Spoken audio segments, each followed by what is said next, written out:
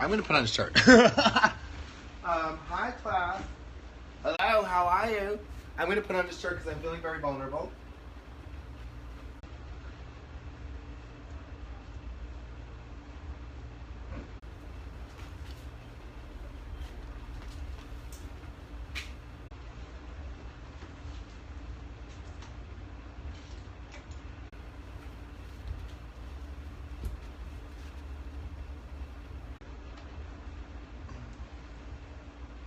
Sorry, I'll be right back.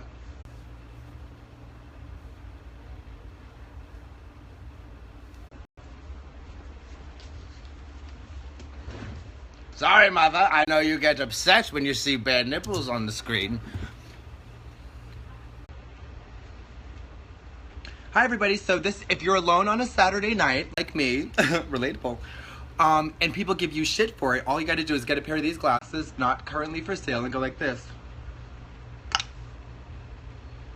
Right? Am I right? Am I right? Am I right? Right. Welcome, darling. Why aren't you watching Olympiad? I don't care for men's gymnastics, darling. I just don't care for it. I'm not a fan of men's gymnastics. I don't follow it. I do enjoy watching high bar, vault, and floor exercise. I do not care for the pommel horse, the rings. I'm sort of iffy on the parallel bars. I would rather watch trampoline, power tumbling, acro sport, but darling, these events are not very widely televised, certainly not in the prime time. So here we go. What is love? Well, as we learned from my dear friend Frederica Bemmel, aka Freddie Franklin, aka Mahogany Brown, aka the man with the most energy on earth, sex is just like pizza. But what is love? Oh, you want a twist? Oh, you want some tea? I am in love. I have a huge announcement that I just said. I'm in love. Now, I'm in love with a man. I'm in love with a man who I have met once before in my life. So, this man, let's call him Dan the Man. Because my dad's name is Dan and my brother's name is Dan, and I love incest. Just kidding. So his name is Dan the Man. Look at that hairy leg. Get into that hairy leg. Yes, God. By the way, this is Cialis. Okay. So I'm in love with this man, and I'm a little flippant with that. No, it's on Milk. He's never seen the show. He doesn't even have a Twitter. These are two things that draw me. These are two factors that create an enormous magnetic pull that draws me towards him. He lives in New York. I don't like it there. You know, it's too busy and it's dark. But so we hooked up once 3 years ago. We have kept in contact via text for 3 years, and I don't know him. I mean, I don't know him at all. I mean, I know him a little bit, but I'm in love with him. I'm allowing myself to feel the passion and stirrings of romantic love. Love to me is a very different thing than it was when I was 16. The first man I fell in love with, his name was Nick. He's still alive, despite all my efforts to kill him. No, he's still alive and he's married. He's straight. But I sucked his wiener, mother. He let me do it. It was nice. Fun fact, I blew him while I had braces on. Yes, God. And did it badly. Nick is and continues to be one of the most, I would say actually probably the most interesting man I've ever met in my life. He was kind of goth. So beautiful.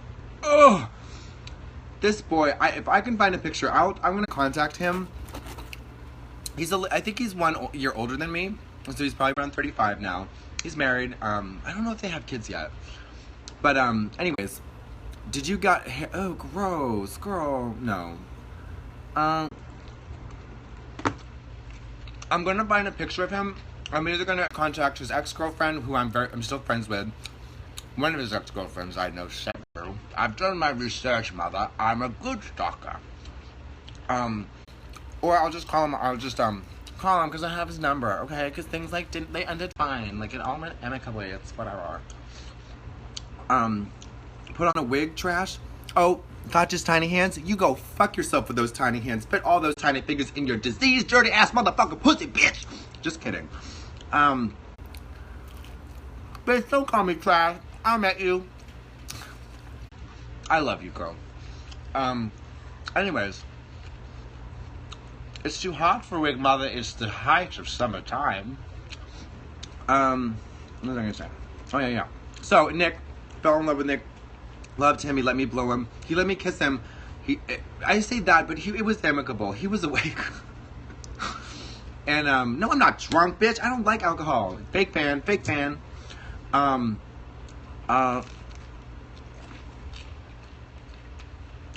Sorry, I'm not gonna eat well. I thought it was obnoxious.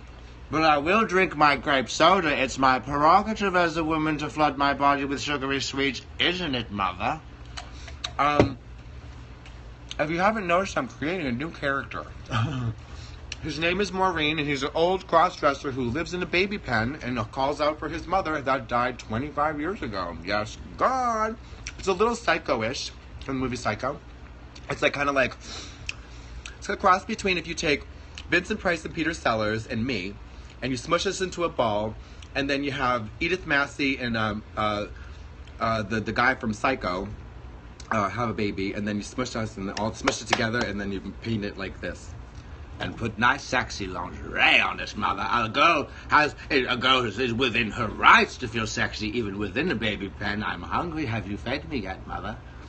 Stuff like that. Okay. Miss Bates, if you're nasty, yes. God. Are you black? What kind of question is that? Who are you? Why do you write that? It's stupid.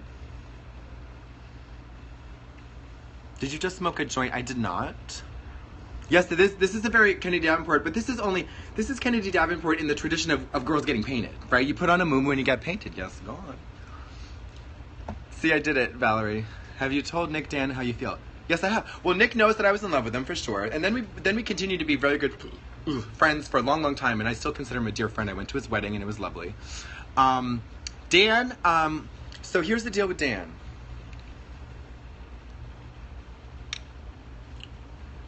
Queen of fashion, effortless.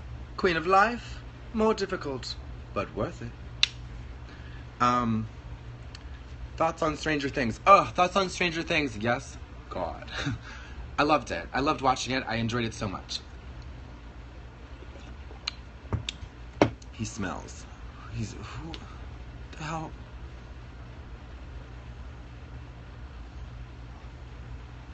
Your entire goal in life is to have me respond to one of your comments. Well, it's happening right now, and I'm telling you with all the conviction in my heart that you need to have some better goals.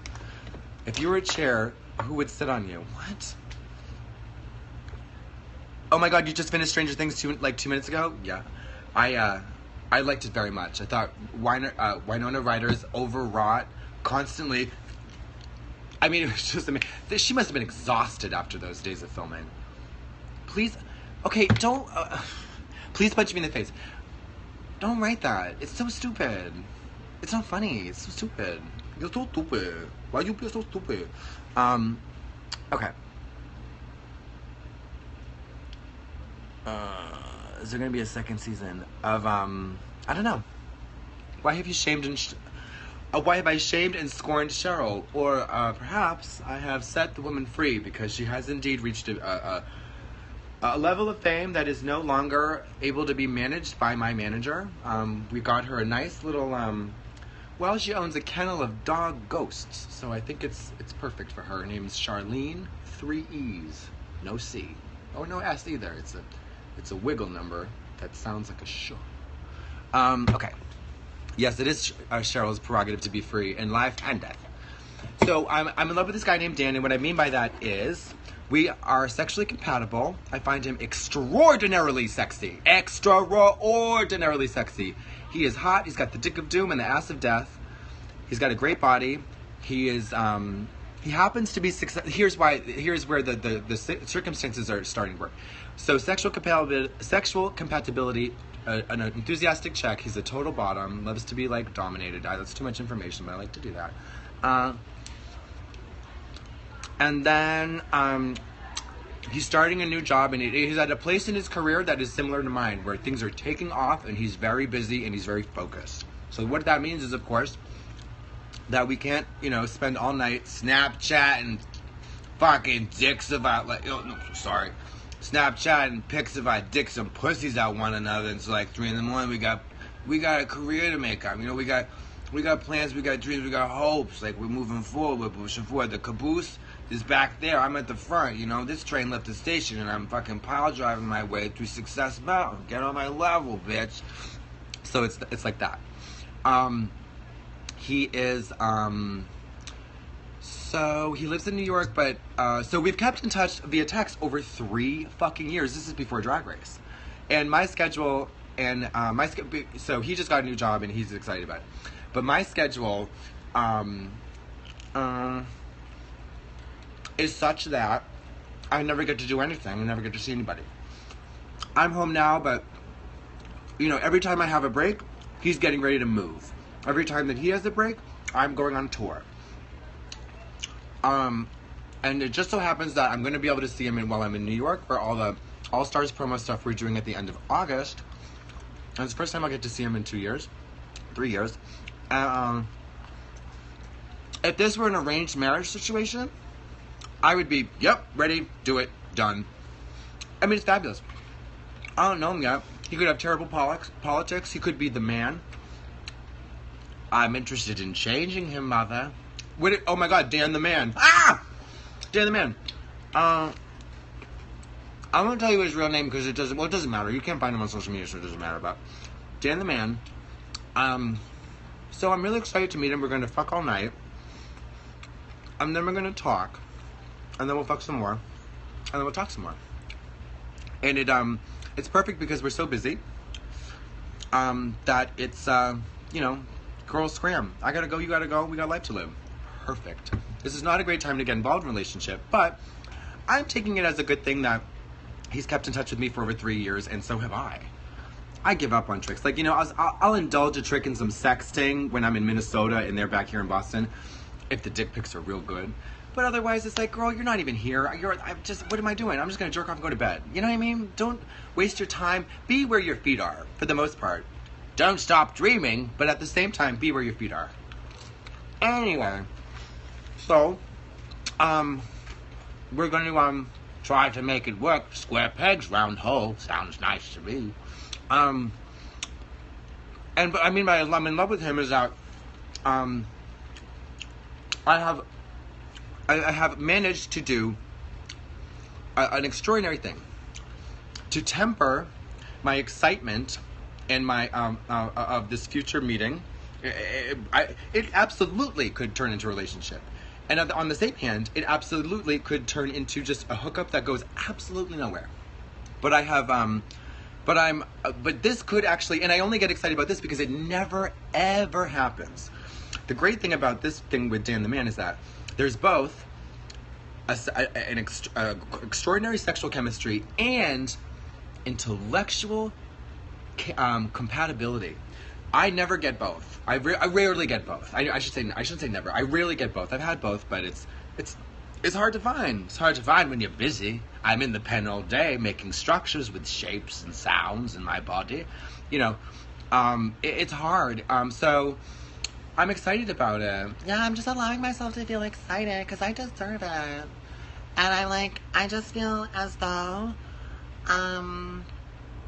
if you allow yourself to be open to certain energies and radio waves in the universe, that if you allow yourself to be receptive to those, they come to you or whatever, and it's nice and it feels good because I've worked so hard and I'm really, really proud of myself, to be honest, and I'm not gonna second guess my intuition because I trust that, And, you know, I read, but I don't, you know, I don't like to. But anyways, like, it's just it's just like a happy time in my place where I'm able to, like, focus on myself and focus on the gifts that, like, I've worked so hard for and that I can enjoy. I mean, I'm not, like, really into Cabo because it's, like, so dirty, and I'm not, like, super excited about Mexican people, but nevertheless, like, I just, like, really feel like I'm you know, I'm here, and I'm me, and I want that. I'm here, I'm me, and I want that. Yes, God. All right, so, here we go. Yes, I didn't buy these shades. These were a tremendous fan gift that I shamelessly copied, although I did eat shit, and then on the inside I did drop dead, made fucking 24 pairs of them, hand-painted them, and left them in a hotel in fucking Birmingham, England. God damn it. God damn it, Janet. Every time you craft, you leave it around, and I step on it, and it hurts me. So, love. What is love? So the first time I met Nick, this is love. This is human emotional love. The human emotional love is the kind that gives you the pit in your stomach. So we talk about it as like, I fell in love, he broke my heart. But he didn't. You fell in love and he broke your stomach. Here's why. So you don't, you get like a heart race. Your nervous system kind of like speeds up and everything when you're in love. When you see your crush from across the room and they look fucking good. For me, it was on the school bus. Nick would come on the school bus, and one day, every day I would sit towards the end, and I hoped and prayed that he sat next to me. And one day, of course, it happened.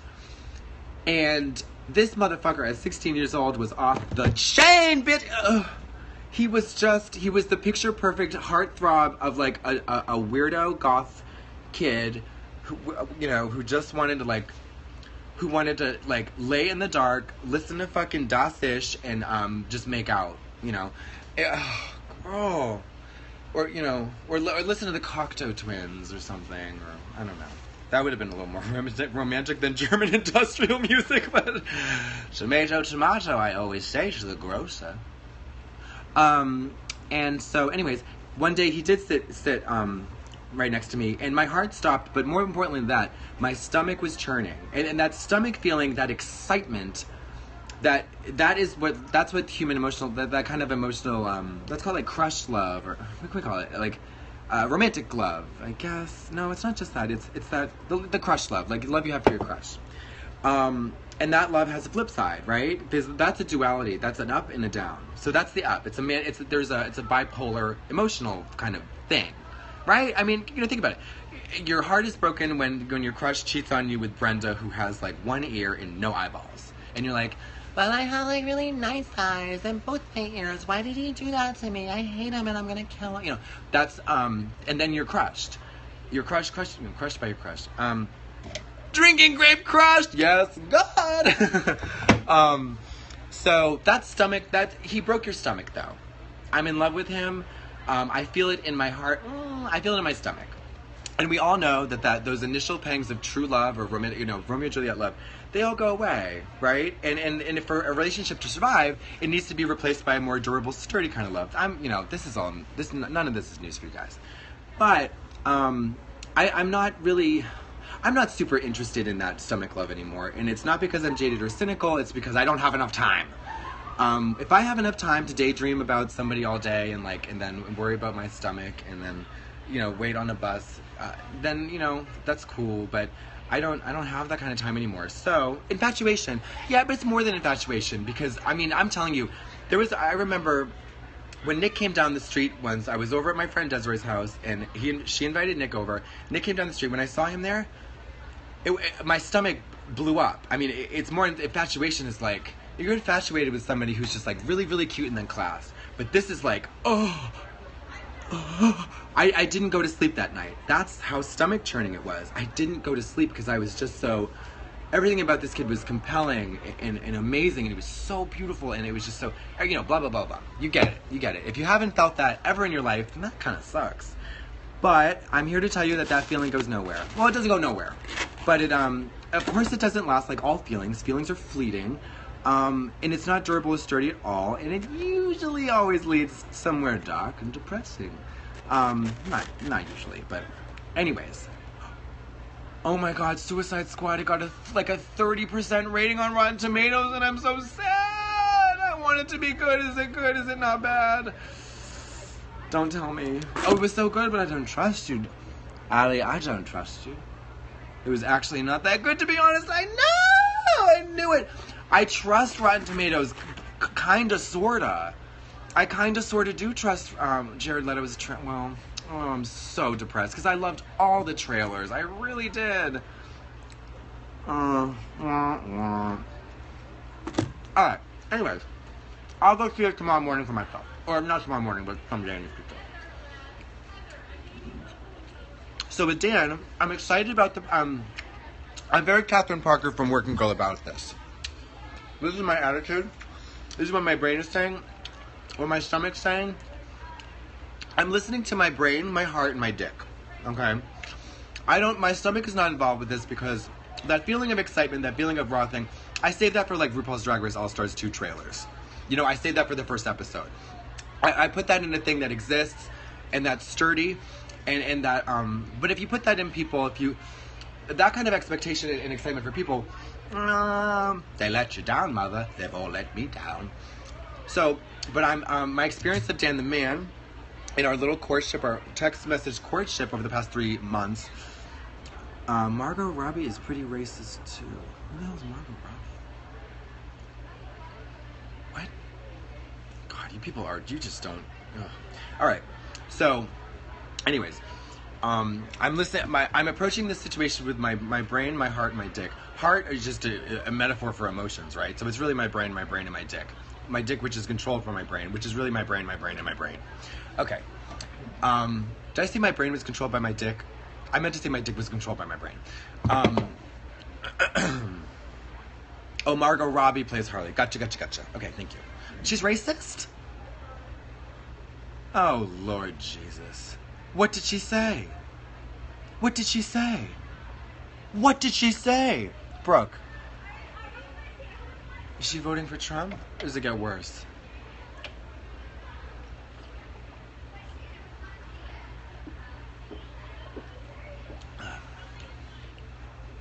WTF are you, a reject from a gay circus? That is literally exactly what I am. What are you talking about? I was rejected from a gay circus. I was eliminated from RuPaul's Drag Race. I am literally that. I don't think she's racist. Okay, well, whatever. SJP already let me down this week. Let's move on. Okay. So, yeah. So this is going to be a shorter one. I do have plans, mother. It is Saturday night. So, yeah. So, Dan, it could be nothing. It could be something. I'm really excited for it. And I'm putting it out in the atmosphere because it seems like the malevolent forces of fate have been conspiring against our meeting again, because literally it would be like, oh my God, I'm free this time. Just please tell me. Like, I told him I'm free this whole week, and I gave him the dates. Or no, I said I'm free in August or whatever. He's like, oh my God, that's amazing. I said I'm going to be in New York for a week. That's incredible. Just please tell me it's before the 23rd, the 22nd when I start my new job. And then I looked at my calendar. It starts the 23rd. I mean, stuff like that happens all the time. And I never get to work in New York ever, so blah, blah, blah, blah, blah. I'll keep you updated. At the very least, it could just be a night of great sex and nothing else, but I'm hopeful, darling. I'm hopeful. I am romantic. After all, that's happened even since the accident. But that's all. I'm gonna go try to see where Freddie is, but, it's not him avoiding you, is it? Thank you for that. No, it's not, because I've been avoiding him. He actually is chasing me a little bit more, which is good, because he's more of a man than I am. He's more masculine anyways. I don't love to get fucked. So, go figure. Well, thank you guys. I cordially invite you to eat shit and drop dead, and let's see if I can start this. Yes.